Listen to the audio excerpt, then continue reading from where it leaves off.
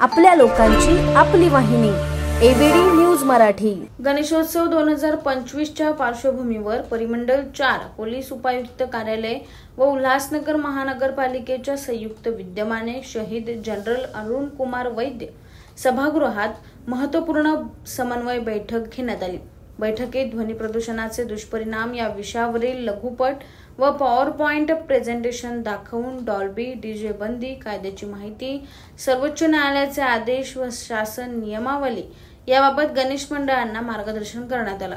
या बैठकीला उल्हासनगर, अंबरनाथ व बदलापूर येथील 400हून अधिक मंडळ पदाधिकारी, गणेश भक्त, पोलीस मित्र, शांतता कमिटी सदस्य उपस्थित होते। मंडळाच्या अडचणी सोडवण्यासाठी महानगरपालिका आयुक्त मनीषा आव्हाळे, पोलीस उपायुक्त सचिन गोरे, तहसीलदार, प्रांत अधिकारी, वाहतूक विभाग, MSEDCL, PWD, प्रदूषण नियंत्रण मंडळ आदी अधिकारी उपस्थित होते। परिमंडळ 4 मधील सर्व पोलीस अधिकारी व 8 पोलीस ठाण्याचे वरिष्ठ निरीक्षकही हजर होते। नमस्कार। आज उल्हासनगर 2 मध्ये उल्हासनगर महानगरपालिका आणि पोलीस विभागातर्फे यांच्या संयुक्त विद्यमाने आपण इथे शांतता कमिटी तसेच गणेश मंडळाचे पदाधिकारी यांची समन्वय बैठक आयोजित केली होती। त्यामध्ये माननीय मॅडम आणि आम्ही जे सर्वोच्च न्यायालय आणि उच्च न्यायालयाच्या ज्या सूचना होत्या आणि आपला गणेश उत्सव जो आहे तो पर्यावरण पूरक आणि ध्वनी प्रदूषण विरहित कसा होईल या अनुषंगाने मुख्यतः त्यांना सूचना देण्यात आलेल्या होत्या।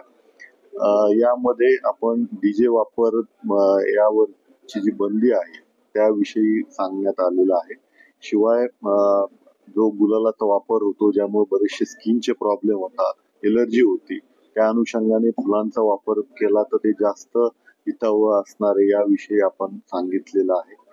तसेच आपण जे मागाशी आपण प्रश्न विचारला जो मंडपाचा प्रश्न होता त्यात क्लिअर कट आपण सांगितलेलं आहे की 25% पेक्षा जास्त जे मंडप आहे ते रोडला जास्त असू नये। या अनुषंगाने ज्यावेळेस ते ऍप्लिकेशन करतात, एक खिडकी योजना महानगरपालिकेतर्फे राबवण्यात येते, त्यांच्या ऍप मार्फत ही परमिशन दिली जाते। ज्यावेळेस आमच्याकडे ते ऑनलाईन ऍप्लिकेशन येतं त्यामध्ये आमचे जे गोपनीयता कर्मचारी असतात, PSI असतात, ते जाऊन जागावरती पाहणी करोसीच्या स्वरूपात सबमिट केल्यानंतर मंडप परमिशन मिळत असते। आणि तीच जी पद्धत आहे ती ह्या वर्षी पण आम्ही राबवणार आहोत। त्यातले जवळपास आता 82 मंडळांचे ऍप्लिकेशन जे आहेत ते आम्हाला प्राप्त झालेले आहेत। आता सध्या स्थळ पाहणी सुरू आहे।